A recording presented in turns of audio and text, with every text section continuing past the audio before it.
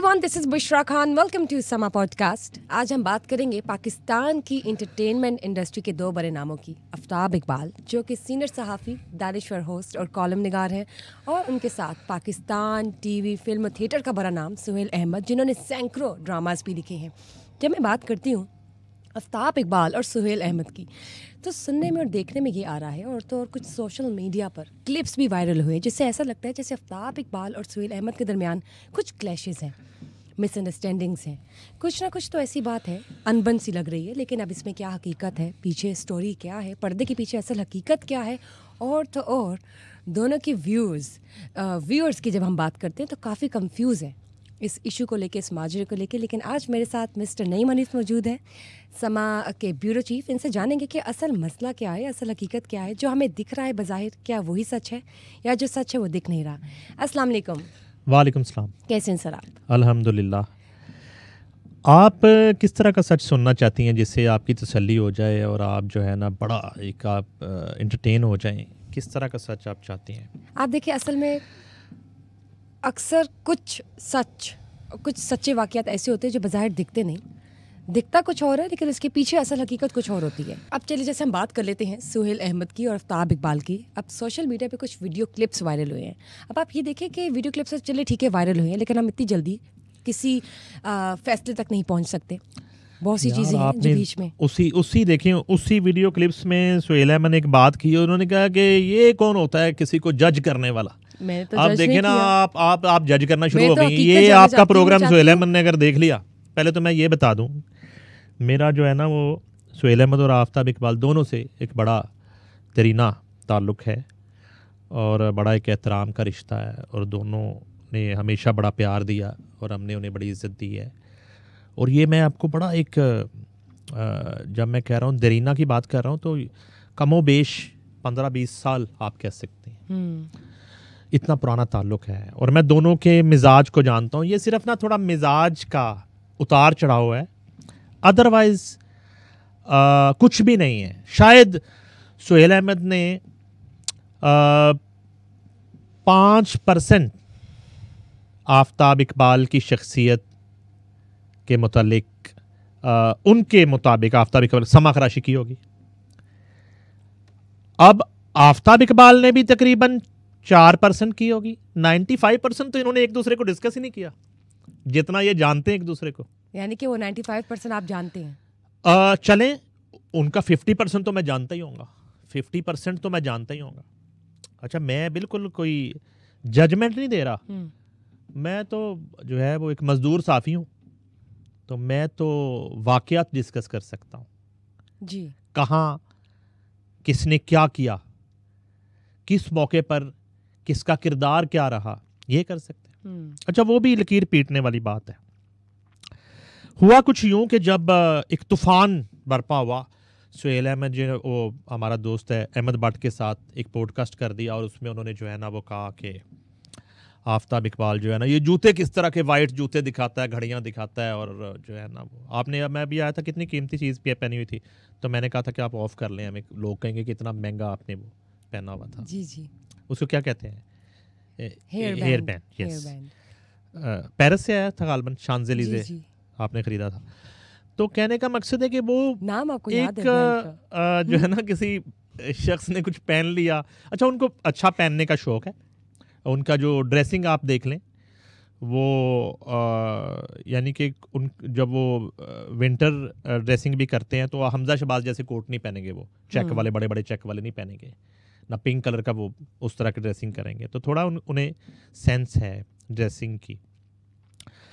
हुआ कुछ यूं कि सुहेल अहमद का जो ताबड़तोड़ एक बज़ाहिर हमला था, मैं ऐसे कहता हूं कि सुहेल अहमद के एलोपैथिक हमले के जवाब में आफ्ताब इकबाल ने होम्योपैथिक एक उसका जवाब दिया। बिल्कुल उससे बेहतर था कि आफ्ताब इकबाल उसका जवाब देते ही ना।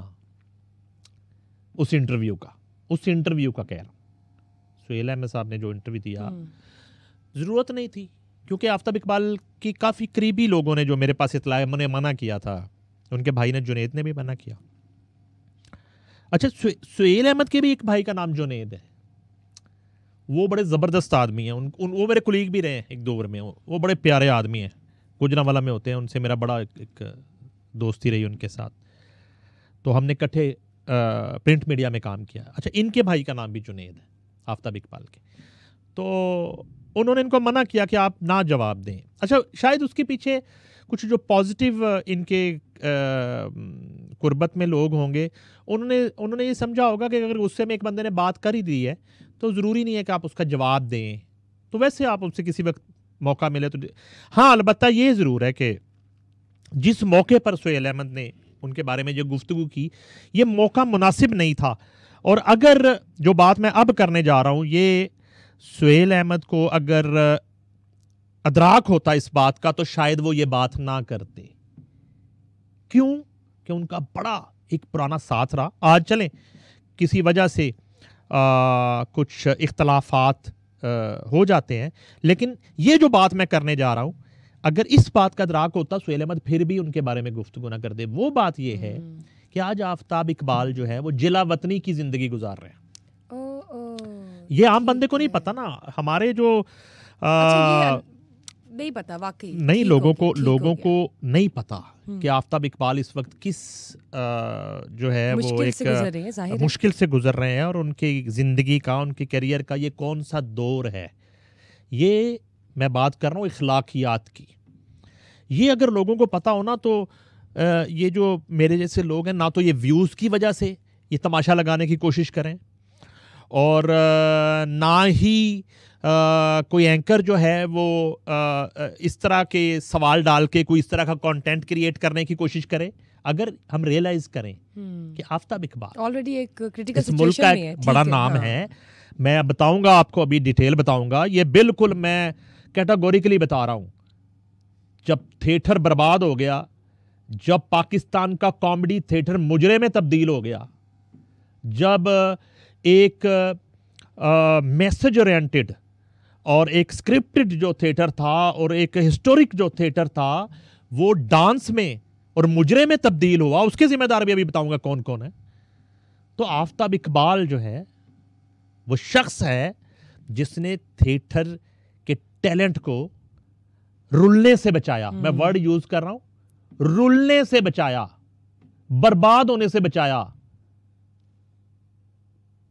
मेहनत मजदूरी जो है ना, सड़क पे आने से पहले जो है ना, उसने इनको समेटना शुरू किया और अपने शो के जरिए इनको एक रिस्पेक्टेबल रोजगार देना शुरू किया, वसीला बना आफ्ताब इकबाल। लोगों को नहीं पता। मैं अपने पॉइंट पे पहले आता हूं। पहले मैं आपको मनाने की ये कोशिश करूंगा कि एक शख्स जो है इस तरह का, आपके मुल्क का एक बड़ा कॉलम नवीस, एक बड़ा एंकर, एक बड़ा राइटर, और अगर कॉमेडी शोज की बात करें तो कंटेंट की एक फैक्ट्री और एक इंस्टीट्यूट, वो आज एक मुश्किल दौर से गुजर रहा है। वजूहात पे जाएंगे फिर बात बहुत दूर तक जाएगी, बहुत दूर तक जाएगी। यानी कि आफ्ताब इकबाल पाकिस्तान नहीं आ सकते। सबसे पहले तो ये सुने, जी बिल्कुल, आर्टिस्ट हैं, उनको टीवी पर लाने मैं बताऊंगा के पीछे जो है इन्हीं का हाथ है। मैं नाम लेने शुरू मेहनत है। जी, मैं नाम लेने शुरू कर देता हूँ। इस वक्त जो सुपरस्टार है मुख्तलिफ चैनल्स पे बैठे हुए कॉमेडियंस, उन्होंने कहां से आगाज किया टीवी का, और वो तो थिएटर पर प्राय रास्त थिएटर करने वाले लोग थे ना। फ्लैंक्स पे बैठना किसने सिखाया, वो टाइमिंग किसने बताई, वो जुमले कहां से आते थे। मुद्दे पे वापस आते हैं। आफ्ताब इकबाल जो है वो पाकिस्तान नहीं आ सकते इस वक्त जब हम दोनों बात कर रहे हैं। जी, वो जिलावतनी ठीक है, मुल्क बदरी काट रहे हैं, इसको ये भी कह सकते हैं। तो यानी कि इतने सेंसिटिव सिचुएशन में अगर ऑलरेडी आफ्ताब इकबाल हैं तो उसके ऊपर ये तो वही वाली बात हुई ना कि एक बंदा ऑलरेडी एक वीक पोजीशन में है और आप इस पे फिर एक क्रिटिसिज्म का जो होते स्टेटमेंट्स पास करते हैं, तो मेरे ख्याल से एक अनरीजनेबल एटीट्यूड है। मेरा ये एतराज है, बीइंग ए ऑब्जर्वर। ठीक है, अब दोस्त अगर दोनों में से मुझे कोई मान ले तो बीइंग ए फ्रेंड, मेरा ये एतराज है एक आम पाकिस्तानी होने के नाते, आप ये कह रहे हैं फनून लतीफ़ा का एक मदाह और दोनों का फैन होने के नाते मैं समझता हूं कि ऐसे मौके पे जब एक मुश्किल घड़ी से दो चार है, जब पाकिस्तान के किसी मीडिया पर किसी चैनल पर आफ्ताब इकबाल जो है वो प्रोग्राम नहीं कर सकते, उन पे पाबंदी है, वो बैन है। ये हकाइक पता है लोगों को? नहीं पता। अच्छा, ये भी बता दूं, ठीक हो गया कि कुछ टर्म एंड कंडीशन जरूर रखी गई होंगी आफ्ताब इकबाल के सामने। बिल्कुल, मुझे बताइए कुछ देर के लिए पीरियड ऐसा है, टेन्योर है क्या? फिलहाल तो देखें, ये गैर मुअय्यना मुद्दत एक हम यूज करते हैं टर्म, गैर मुअय्यना मुद्दत के लिए ये सिलसिला चल रहा है उनके साथ।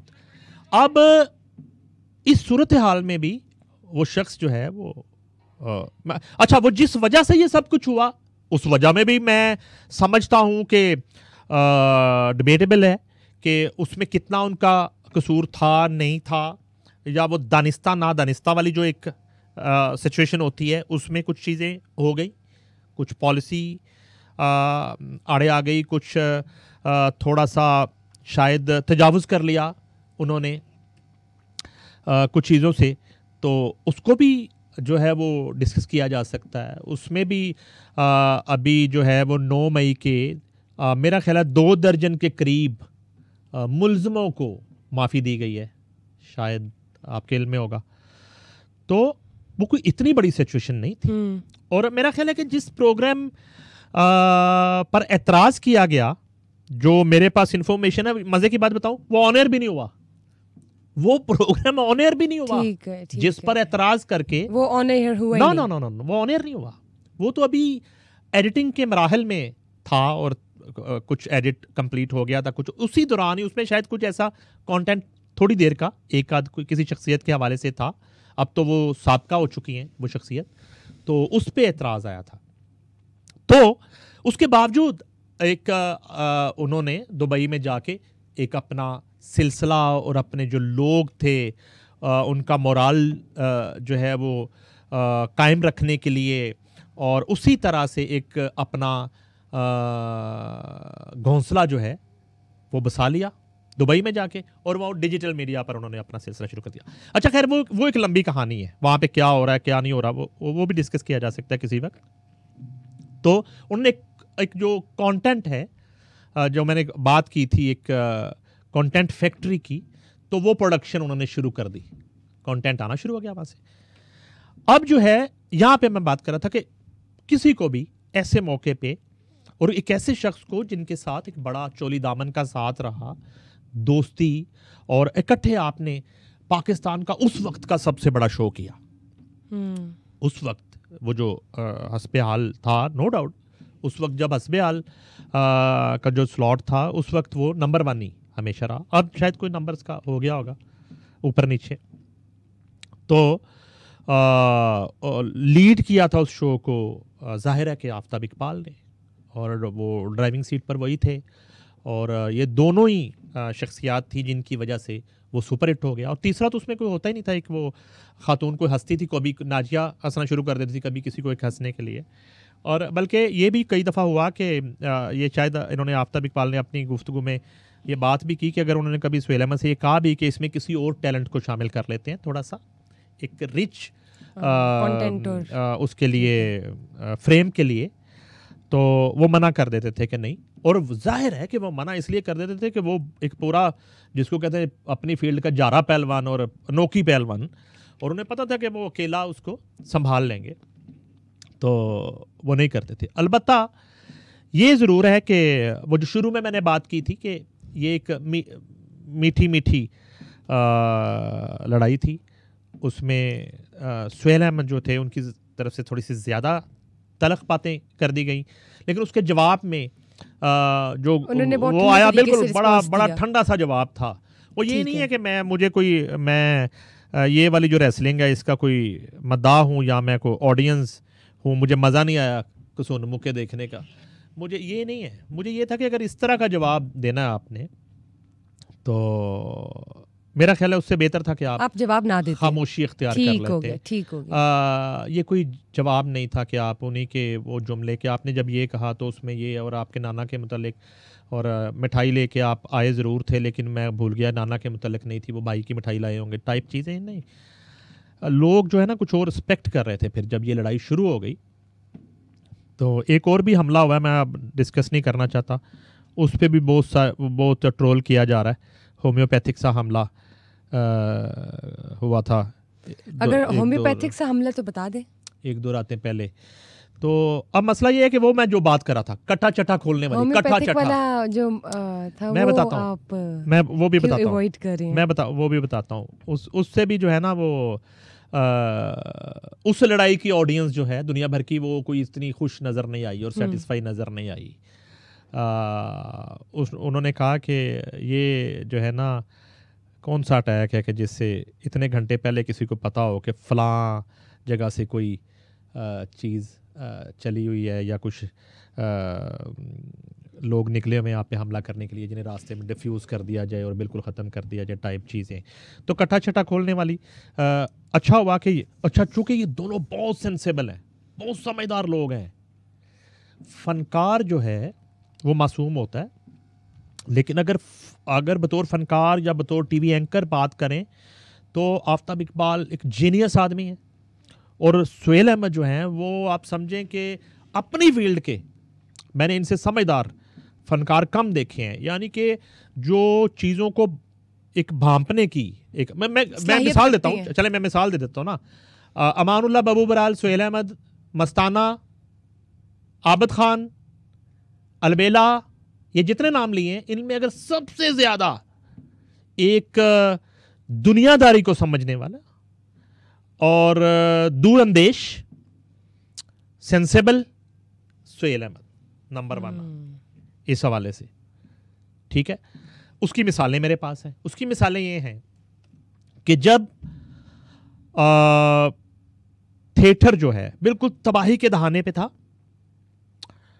और उरियानी और फहाशी अरूज पर या अरूज पाने जा रही थी, तो ये सुहेल अहमद की एक दूरअंदेशी थी, एक उनकी कैलकुलेशन थी। उन्होंने थिएटर से किनारा कशी कर ली, टाइमिंग देके ना। आप थिएटर से ये समझ लें कि आखिरी सांसें होती है ना, ये आखिरी ड्रामे थे जो सुहेल अहमद कर रहे थे, जिनमें फिर कोई स्क्रिप्ट था, जिनमें फैमिलीज आ रही थी, जिनमें गालम गलोच नहीं था, जिनमें उरियानी नहीं थी, जिनमें फाजी नहीं थी, लूज कंटेंट नहीं था, जिनमें डिसेंट फौश गोई नहीं थी। ठीक ठीक। और एक वाकया है, मैं उस दिन शायद थिएटर में एनी शायद तो नहीं हूँ, लेकिन सुना है कि जो है वो ऑडियंस में से किसी ने सुहेल अहमद को आवाज़ लगा दी कि आप जाएं और वो नरगिस को भेजें, वो डांस दिखाए हमें आके। तो उसके बाद इन्होंने फैसला कर लिया, यानी कि इस नहज पर जो है ना वो बिल्कुल एक दहलीज जिसको कहते हैं, वहाँ पे थिएटर पहुँच चुका था, बर्बादी की दहलीज। तो उन्होंने थिएटर छोड़ दिया। इसके बाद क्या हुआ, एकदम से एक भूत सवार हो गया हमारे कॉमेडियंस को। कपिल शर्मा की पैदाइश के बाद एक कपिल शर्मा की पैदाइश हुई इंडिया में। अच्छा, उस पैदाइश का भी मैं गवाऊं। जब कपिल शर्मा मुकाबला जीता पहली मर्तबा, लाफ्टर चैलेंज में उसने पार्टिसिपेट किया और कपिल शर्मा जो 9 फाइनलिस्ट थे उसमें पहुंच गया। और आखिरी रोज जब फैसला होना था कि 9 में चैंपियन कौन है, उस दिन जिस स्टूडियो में वो शो रिकॉर्ड हो रहा था, उस स्टूडियो में मैं बैठा था मुंबई में। स्टार प्लस की दावत पे मैं गया था अपने इदारे की तरफ से।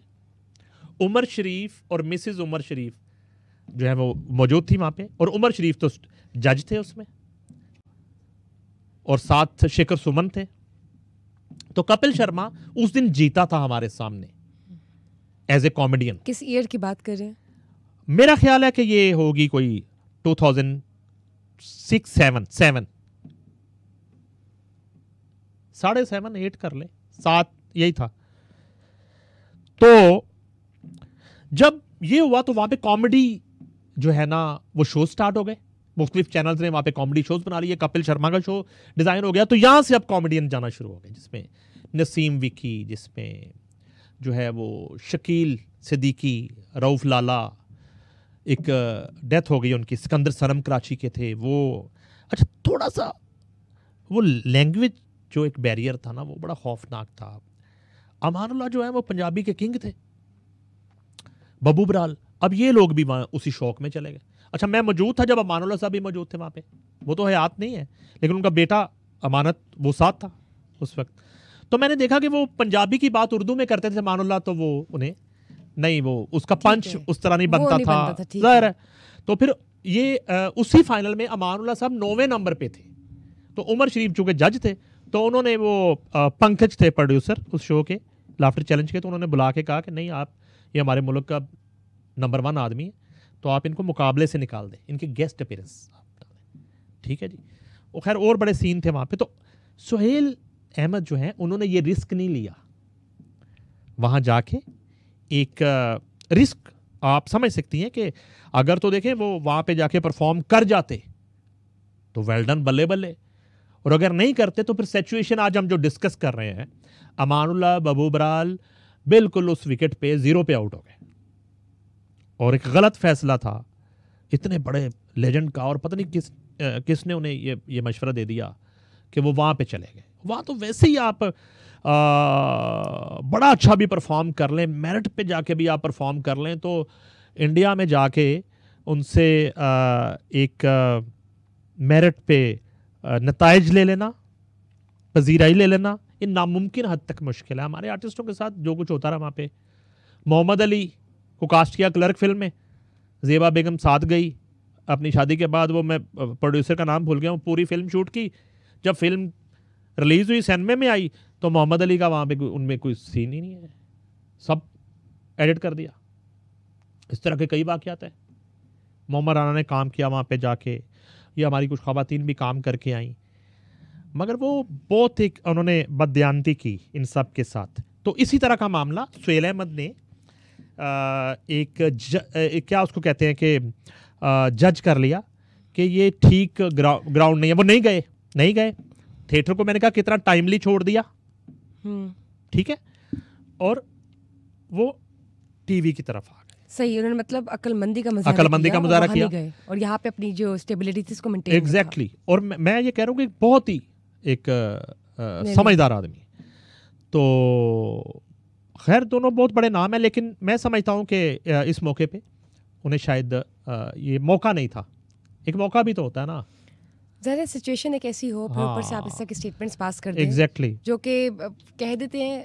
यानी कि अब आप ये बता रहे हैं कि सोशल मीडिया क्लिप्स में जो बातें वायरल हो रही है उसमें इतनी कोई खास सीरियस अनबन नहीं है, लेकिन कह सकते हैं कि दोनों साइड से एक स्टेटमेंट जो है यार मैं आपको वो इधर से उधर गई, उधर से इधर गई। हाँ एग्जैक्टली, मैं उसमें बताता हूँ आपको। देखें ये जब सब कुछ हो गया तो इन लोगों को अब समेटना शुरू किया आफ्ताब इकबाल ने, खबरनाक शो।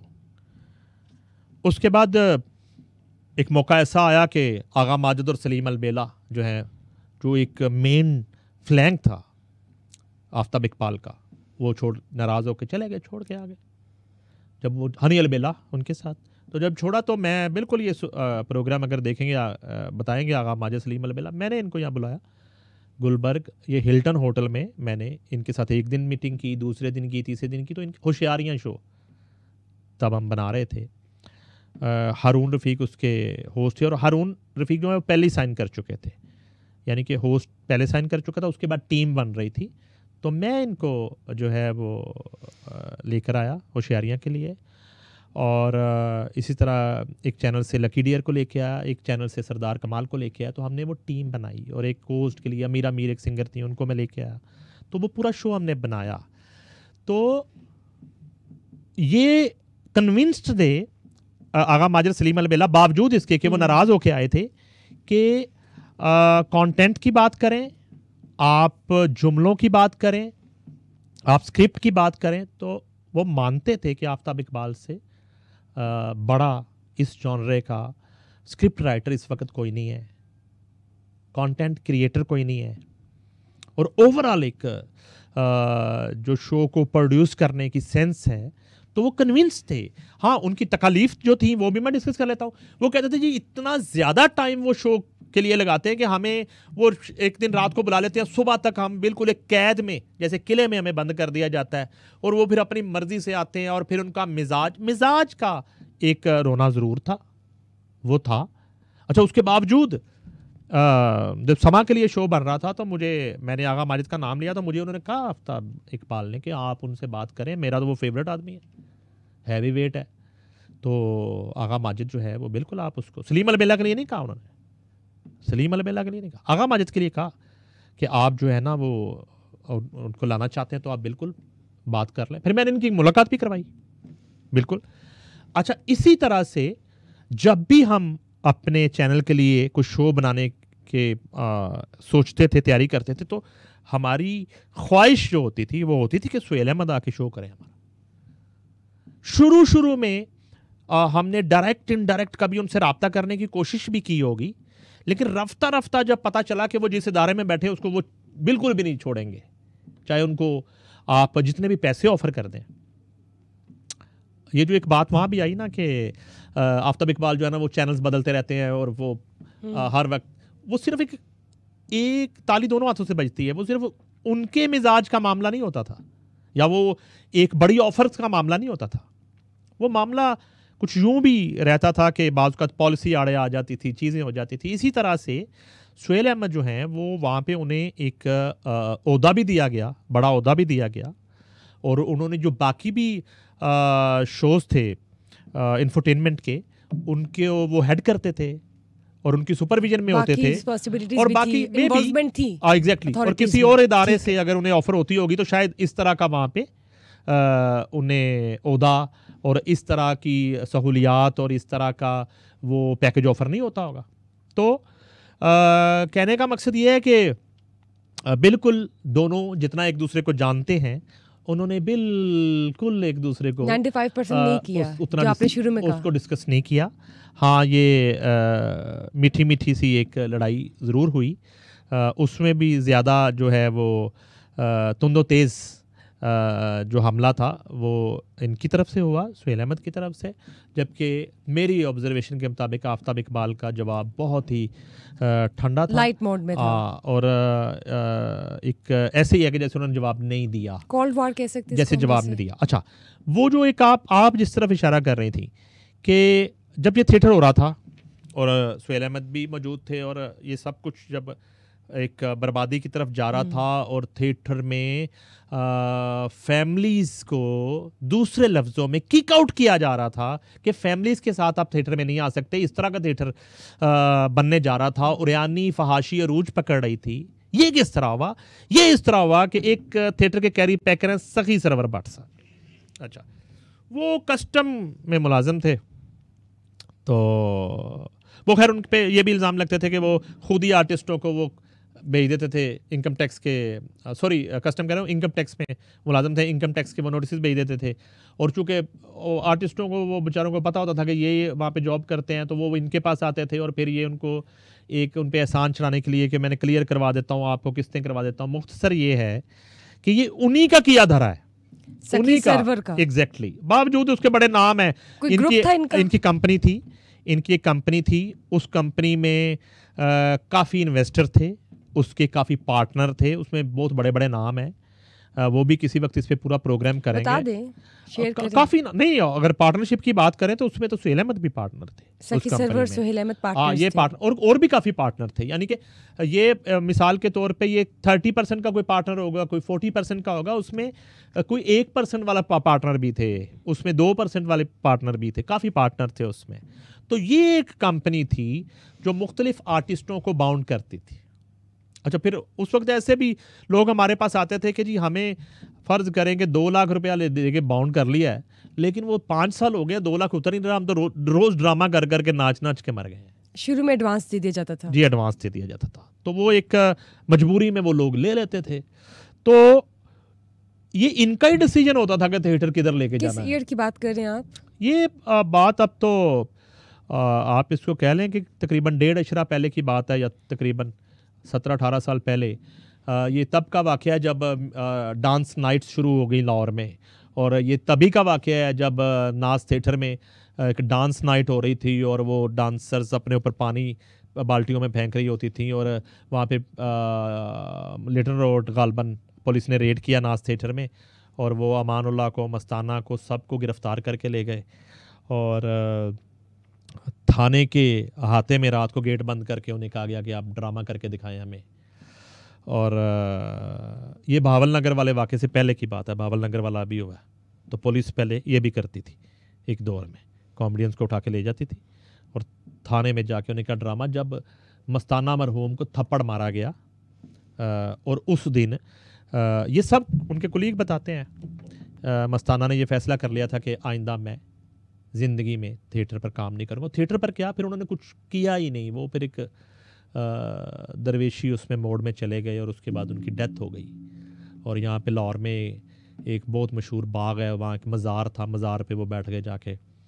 तो ये पुलिस का एक्ट था उस वक्त। तो ये जो है उसके बाद वो डांस नाइट में बदल गया थिएटर।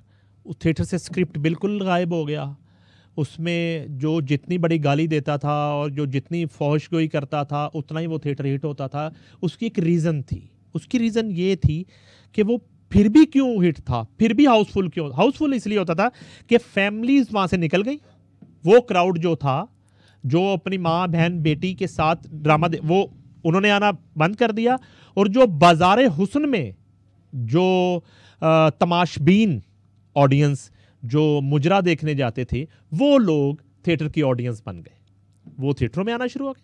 और उसी तरीके से थिएटर में जब ड्रामा हो रहा है, वो डांस हो रहा है और उस पे वो नोट भी फेंके जा रहे हैं और सारा वही माहौल। और मतलब इसका पूरा जॉनरा, पूरी की पूरी थीम ही चेंज हो गई। थीम ही चेंज हो गई। ठीक है। और ये जो ग्रुप था इनसे इनिशिएट हुआ। एग्जैक्टली। ओपनली वहाँ पे शराब नोशी हो रही है थिएटर के अंदर और मंशियात का इस्तेमाल हो रहा है और बदमाशी हो रही है। और ये सारा जो है ना सीन, ये भी जो है किसी का किया धरा है, ये खुद से थोड़ा ही हो गया था, खुद से थोड़ा ही हो गया था। अगर ये जिम्मेदारान जो हैं थिएटर के, ये उस वक्त चाहते और गिव अप ना करते और बिलों में ना घुसते और पैसे की लालच ना करते, मैं ये भी कहूँगा ये जो कंपनी थी ये अगर चाहती, जिसको सखी सरवर लीड करते थे, तो ऐसा कभी भी ना होता, थिएटर आज भी जिंदा होता पाकिस्तान में। तो थिएटर को इन्होंने बर्बाद कर दिया। यानी कि अमानुल्लाह, जिसको आप वैसे जिसका झंडा उठा के फिरते रहते हैं, सिर्फ जो है ना वो आज वो नहीं है दुनिया में, तो रेटिंग लेने के लिए क्या आपने अमानुल्लाह को बुला के नहीं कहा था जिस वक्त वो 7 लाख रुपए स्पेल का लेते थे 16 दिन का, कि अमान साहब 40,000 रुपये में अगर काम करना तो कर लें? नहीं कहा था आपने? उसकी औलाद तो, अमानुल्लाह की औलाद तो जिंदा है ना, उनका बेटा, उनकी बेटियां भी यहाँ पे काम कर रही हैं ना। आप पूछे बुला के, ऐसा नहीं हुआ था? तो किया आपने, क्या आपने ब्लैकमेल किया आपने ये कि डांसर्स छोड़ दिया आपने थिएटरों में। आपने कहा कि हम तो 2 डांसर डालेंगे, हमें ज़रूरत नहीं है अमानुल्लाह की, बब्बू बराल की, सुहेल अहमद की, हमें तो नहीं ज़रूरत। तो ये थिएटर के साथ हुआ। अच्छा, इस एक बर्बाद होते हुए थिएटर से, जो एक उजड़े दयार से, जो आप समझें कि इस घोंसले से गिरने वाले जो परिंदे हैं, उनको शुरू में आफ्ताब इकबाल ने सहारा दिया, उन्हें समेटा और एक ट्रेंड दिया। हाँ, ये ज़रूर है कि कुछ लोग इस मीडियम में सक्सेसफुल हुए।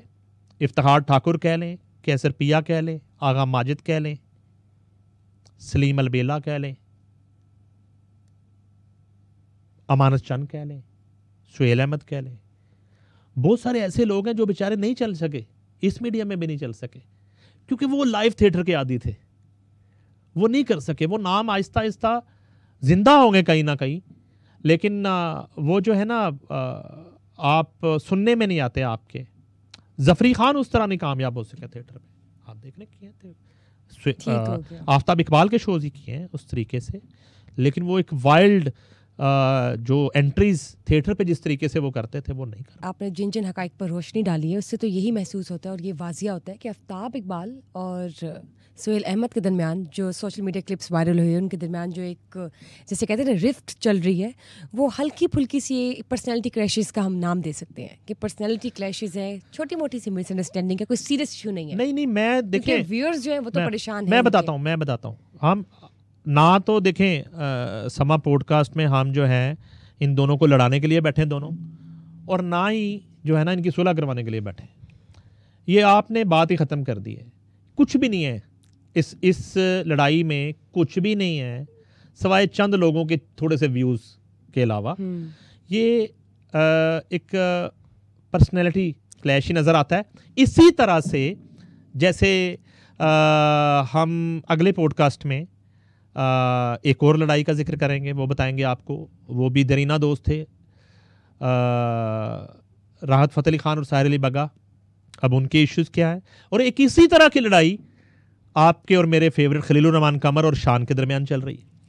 अब वो भी डिस्कस करेंगे। अब मसला ये है कि ये बदकिस्मती है। आफ्ताब इकबाल जो है वो होस्ट की सीट पे बैठे हों और सामने फ्लैंक पे सुहेल अहमद बैठे हों, इससे बड़ा शो नहीं हो सकता। लेकिन बदकिस्मती है कि इनकी छोटी सी लड़ाई की वजह से ये इकट्ठे काम नहीं कर रहे। साहिर अली बग्गा की कंपोज की हुई धुन अगर राहत फ़तेह अली ख़ान गा दे तो आज के दौर में इससे बड़ा गाना नहीं बन सकता। बदकिस्मती से ये दोनों काम ही नहीं कर रहे। खलीलुर रहमान की लिखी हुई लाइन अगर शान बोल दे तो क्या ही बात हो जाए। तो इससे बड़ी लाइन बोलने वाला पाकिस्तान में कोई नहीं है। ये जो मेरे पास तुम हो है ना सारे, हुमायूं सईद, और मैं नाम ले रहा हूं सबके, इतना बड़ा एक्टर खलीलुर रहमान का कंटेंट उसको मिल जाए तो कोई हो नहीं सकता। मगर बदकिस्मती है कि उनको कोई इकट्ठे काम नहीं करना। पर्सनालिटी क्लैशेस आ जाते हैं ना यहाँ पर। करवाओ जरा, सुलह वीक बनाओ एक। मेरे ख्याल से ये हो जाना चाहिए। एक हम सुलह वीक बनाते हैं, सुलह वीक बनाते हैं, हम जरा सुलह ही कराते हैं उन लोगों की, इनके इश्यूज डिस्कस जिनका करते हैं। इकट्ठे हो जाना पाकिस्तान की बेहतरी है। ठीक है, पाकिस्तान की फिल्म इंडस्ट्री और पाकिस्तान की एंटरटेनमेंट इंडस्ट्री का नाम जो है वो और अरूज पे चला जाए। इनके जो है ना इश्यूज हम डिस्कस पहले करते हैं, फिर इनके एक सुलह वीक अनाउंस कर देते हैं। समा पॉडकास्ट सुलह वीक हम नेक्स्ट टाइम करते हैं बिल्कुल। और इनको हम बिल्कुल ऑफर करते हैं कि भाई आप होश के नाखुन लें। आप अपनी खामखा की छोटी छोटी अनाओं और जिद्दों की वजह से एक दूसरे के एक नेचुरल टैलेंट को जो खुदा दाद है ना मान के आप अपना भी नुकसान कर रहे हैं, पाकिस्तान के फनून लतीफ़ा का भी नुकसान कर रहे हैं और मुल्क का भी नुकसान। और वो सॉफ्ट इमेज जो पाकिस्तान की वो भी, उसमें भी डेंट आ रहा है। बिल्कुल ठीक। अगर ये सारी पर्सनैलिटी क्लैशेस खत्म हो जाए और ये सारी जो ग्रेट पर्सनैलिटीज जो पाकिस्तान का नाम लेके चलती हैं, इंटरनेशनल नेशनली रिनाउंड है, अगर इकट्ठे काम करना शुरू हो जाए तो सोचे क्या से क्या हो जाए। तो चलिए एक सुलह वीक हम अनाउंस करते हैं नेक्स्ट समा पॉडकास्ट में, लेकिन उसके लिए आपको देखना पड़ेगा। Just stay tuned and thank you for casting light on such important and interesting issues. Whereas thank you guys for watching us today. कहीं ना जाइएगा, हम आ रहे हैं आपके साथ और इंपॉर्टेंट और मजे का कंटेंट लेकर in the next Samaa podcast session. लेकिन till then do not forget to share, like and subscribe Samaa podcast.